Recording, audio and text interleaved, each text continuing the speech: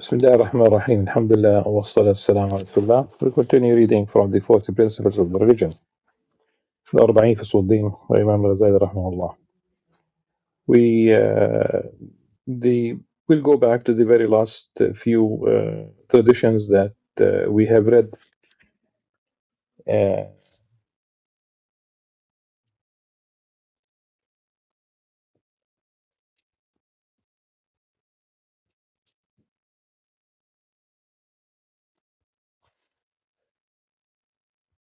The Prophet ﷺ said,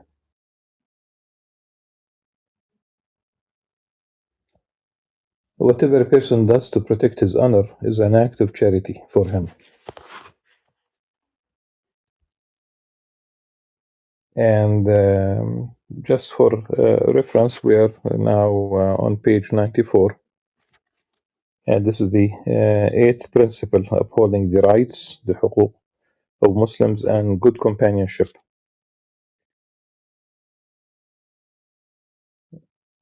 And good companionship with them, with the Muslims. So this hadith, and remember that when we talk about the chain of narrators, we don't talk about the content. Meaning that if the hadith is sahih or hasan, that's it. It's the content automatically is okay. There remains the meaning. It should be apparent, but sometimes it's not. Here we have weakness in the chain of narrator, but the meaning of the matan of the text could be really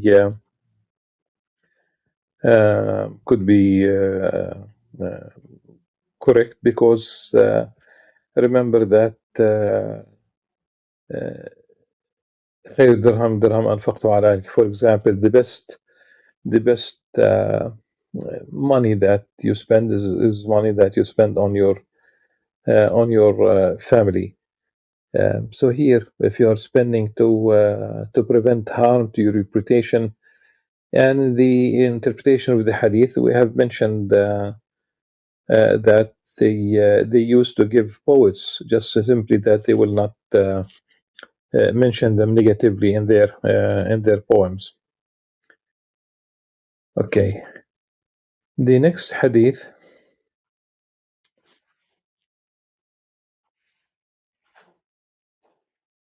mingle with people, with your bodies, yet be separate from them with your hearts. This is as a hadith, it's mawquf, so it's not that the Prophet ﷺ did not really say it, because it's so Sayyidina al-Khattab did not say the Rasulullah ﷺ said it's mawquf. Then as a subtitle, in terms of how the nature of companionship with the with people, with Muslims, here it does caution people against sitting with the rich and to sit with the masakin. Okay. And then it mentions the hadith. The first one here under this new subtitle, إياكم ومجالسة الموتى. Beware of sitting with the dead. And when the companions asked about who are they, he said the rich. And then in a different context, the rich and the غني مترف وسلطان جائر. So it has been added, even the unjust ruler. The chain, the whole chain is mawdu' forged. It's not really a hadith that could be attributed to the Prophet ﷺ. But definitely, if we are going to to use the word dead here, you don't want to be with someone whose heart is dead. Okay, but has nothing to do with being rich. I remember that the Prophet sallallahu alaihi wasallam, first of all, in the Quran, وجدك عائلا فأغنى. Uh, and the Prophet ﷺ used to seek refuge in Allah subhanahu wa ta'ala from al-kufr wal-faqr, from disbelief and poverty. Okay. And then it is followed by another hadith. Oh Allah, make me live as a poor person. Now this is the problem of translating miskin as poor. Miskin here is about it's about a state of broken heart, being humble, but it's not really about poverty. Again, because we said that we mentioned the ayah, and we mentioned the the dua of the Prophet sallallahu alaihi wasallam. Most scholars render this hadith as weak because of the not because of the chain, it's because of the meaning. Then there's a narration about Sayyidina Sulaiman alayhi salam. He found someone in the mosque who's again a humble person, not a celebrity, not. And he sat with him and he said, "Miskin jalasa miskinan," and this is definitely, because Sayyidina Sulaiman alayhi salam had wealth, had a dominion, had richness, had property that no one else ever in the history of humanity had. And he made it clear in his dua. He wanted really to own that which nobody ever, and no one even after him, will have. So in this case, talking about himself being a miskin is about being humble rather than being poor. And Sayyidina Musa alayhi salam said, my God, where should I seek you? Allah subhanahu wa ta'ala said, with those whose hearts are broken for my sake. Okay. Then another subtitle, ومنها لا يجالس إلا من يفيد في الدين فائدة أو من يستفيد منه. فأما أهل الغفلة فيحذر منهم. Also among them is that a person only sitting with someone who will benefit one in regards to the religion, or whom one will benefit. As for the people of heedlessness, beware of them. Now the hadith, the Prophet ﷺ said, being alone is better than bad company, and righteous company is better than being alone. The meaning of the hadith is absolutely beautiful. Definitely, being on your own, being alone, being in seclusion is much better than simply sitting with someone who will consume your hasanat and will lead you to accumulate sayyat. Why would you do that? But the chain of narrators is life. So here, with the meaning is definitely sound. And Al-Jalis al-Salih is someone who is good. And we don't talk about someone, we don't say witty, funny, no. So someone who's good in terms of religion, and you will benefit from that company. That's much better than being alone. Now, being alone is better than bad company. Righteous company is better than being alone. If a person sits with the people of heedlessness. Frequently, he loses a part of his religion every time he is with them. Imagine if each one of them took a thread from his garment or a hair from his beard every time he sat with them. He would not be aware of them. He would not be. Would he not beware of them out of fear that he would soon end up beardless and naked? Caution for the sake of the religion is even more fitting. فليقدر أن كل واحد منهم لو كان يأخذ منه في كل جلسة سلكة من ثوبه. So that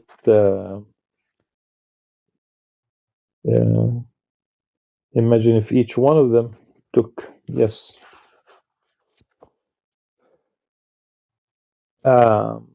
Also among them is that a person visit the sick, attend people's funerals, visit their graves, pray for them when they are absent, bless people when they sneeze, return the greeting of peace, be fair with people even at his own expense,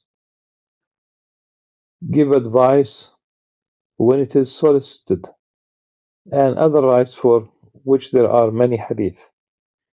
We have preferred to be concise here. In summary, you should do in regards to their rights what you would love to be done in regard to your rights, whether beneficence, consideration, or simply not offending. The third condition is good companionship with someone aside from the generality of Islam who relates to you, especially such as a neighbor, a relative, or a slave. But I would like to go. Okay.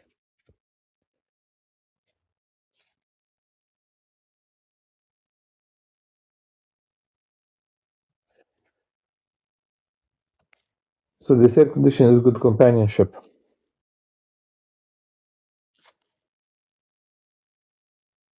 It could be a neighbor, it could be a relative. Okay. Or a slave. The Prophet ﷺ said the first two disputants on the day of resurrection will be neighbors. He ﷺ also said, if you reproach your neighbor's dog, you have harmed him.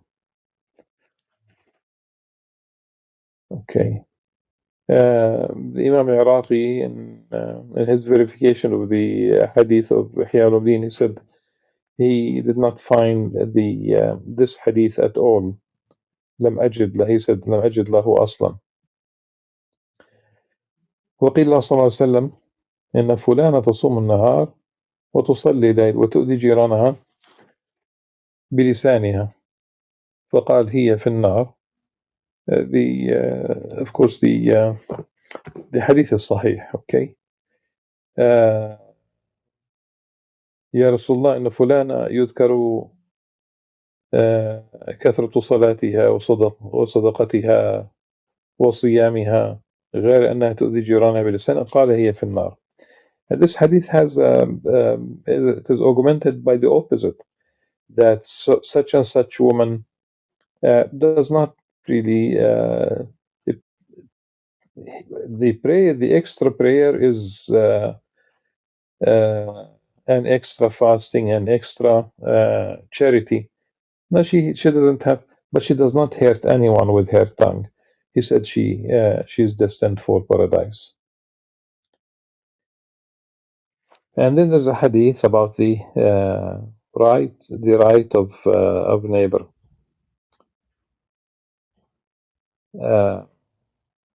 So to wrap up and read the text, but the translation of the hadith, it was once said to him, sallallahu alaihi wasallam, so and so fast during the day and prays at night, yet disturbs her neighbors really to the jirana bilisaniha. She could be insulting, she could basically, she backbiting, She disturbed him with her tongue, really. He said she's in hell. He ﷺ also said, do you know the right of the neighbor? If he seeks your aid, then aid him. If he asks you for a loan, then give him a loan. Okay.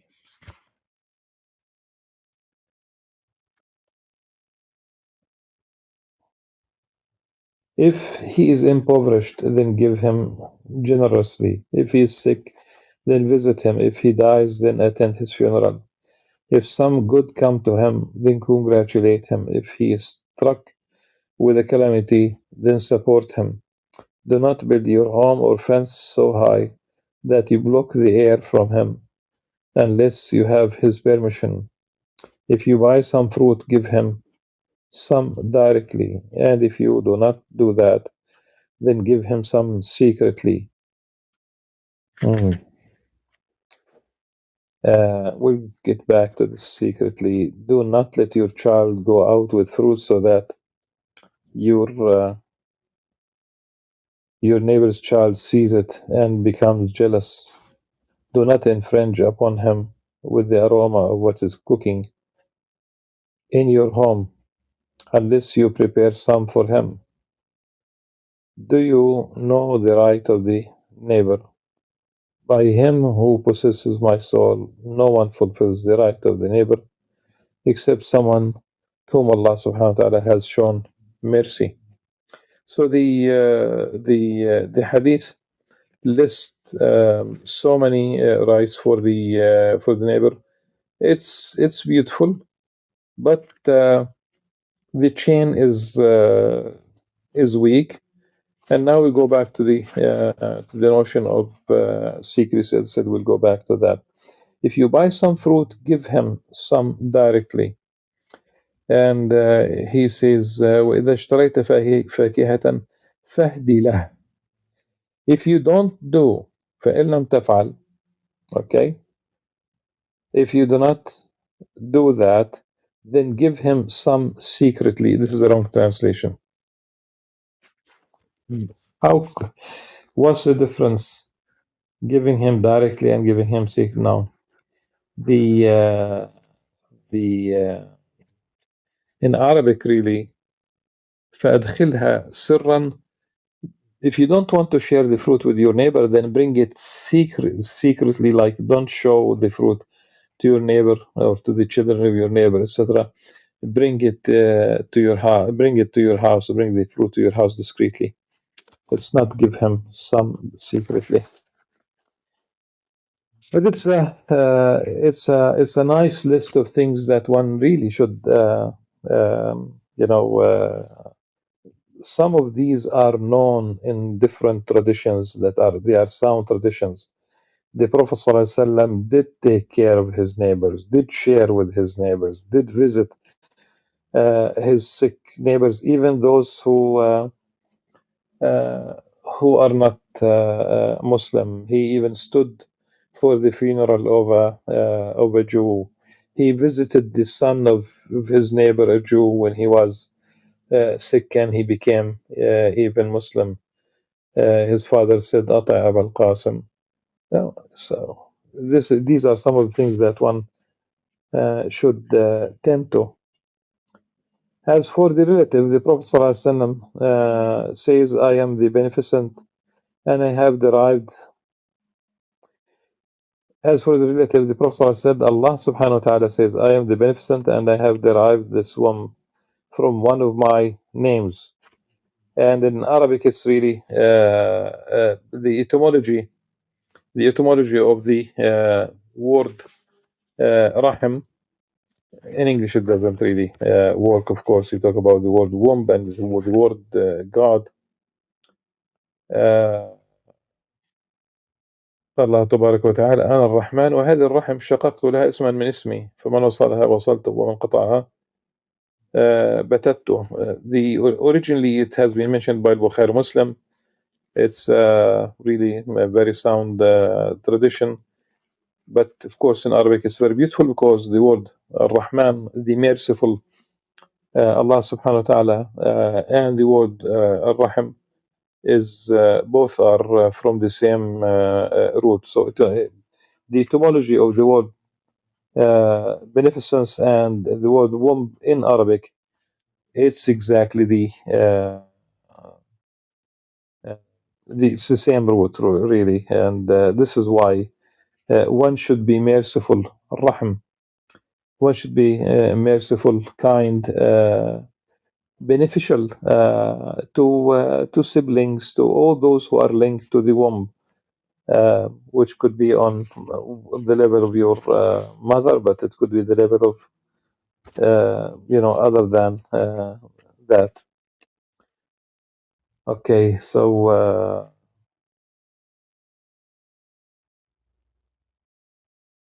whoever maintains ties with it, I maintain ties with him. Whoever cuts it off, I cut him off. Here, metaphorically, like you do not really visit your brother or sister, or you don't take care of them. It could be really another someone else. We have the wrong.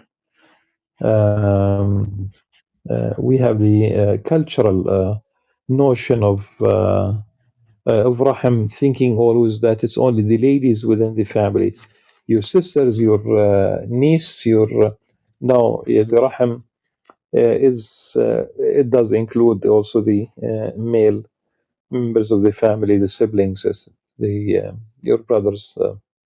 But again, as I said, it's the how do we know this? Because culturally, once Ramadan is around the corner, people do visit each other, do invite each other, and they call it the Rahim invitation. The Rahim, so the Azim al-Rahim is like the an invitation to break fast together.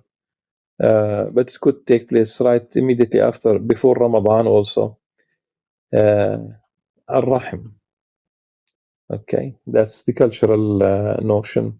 Usually it's the ladies, but it shouldn't really.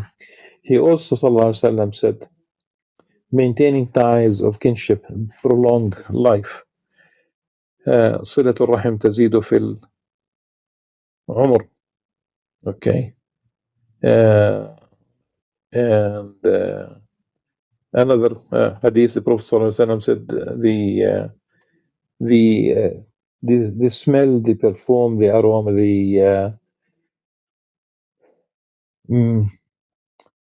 the scent, really, of paradise extend for 500 years. Like you can smell it from a distance of 500 years.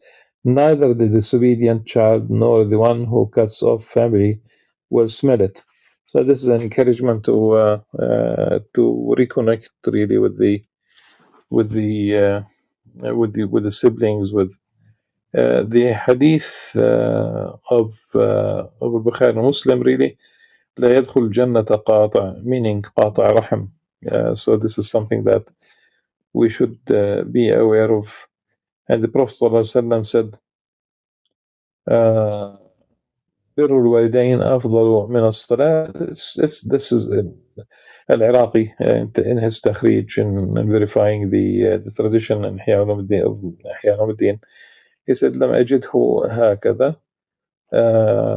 But definitely بر الوالدين is really, let's not compare it to Salah. Simply say بر الوالدين a form of worship, is a source of hasanat? Yes. That's about it. And the Prophet ﷺ said, بر الوالد على الوالد ضعفان. I love this from Al-Bukhari, and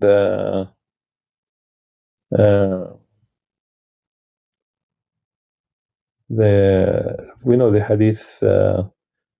Do you know the hadith when someone came to the Prophet ﷺ and asked him, he's a young companion who is entitled to my best companionship.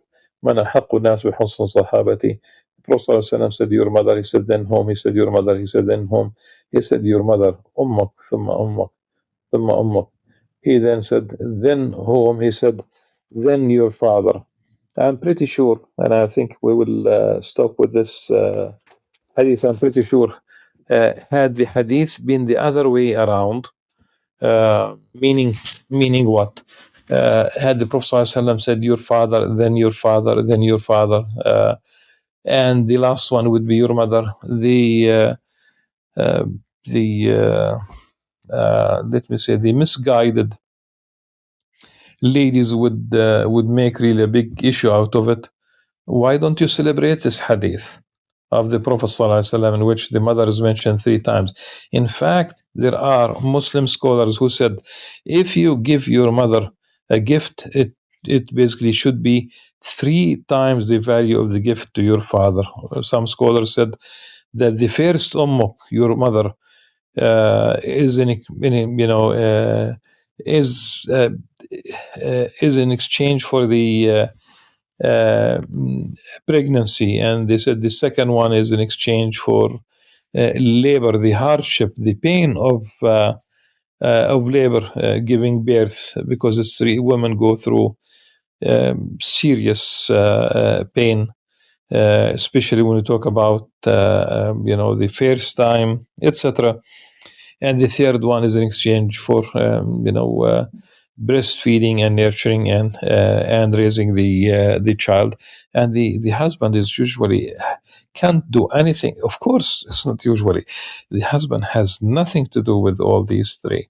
Of course, he provides, he protects, he guides, but I think this is extremely beautiful, and I'm pretty sure that I do smile when I read this hadith, because I'm pretty sure that Freud would have gotten this absolutely wrong.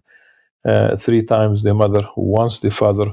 What would Freud say? Freud would say, you have a problem with your father. This is why you would say it. Of course not. They don't understand what we have in Islam. Alhamdulillah Rabbil Alameen. Inshallah, we'll continue tomorrow. سبحانك اللهم وبحمدك نشهد أن لا إله إلا أنت نستغفرك ونتوب إليك. السلام عليكم ورحمة الله وبركاته.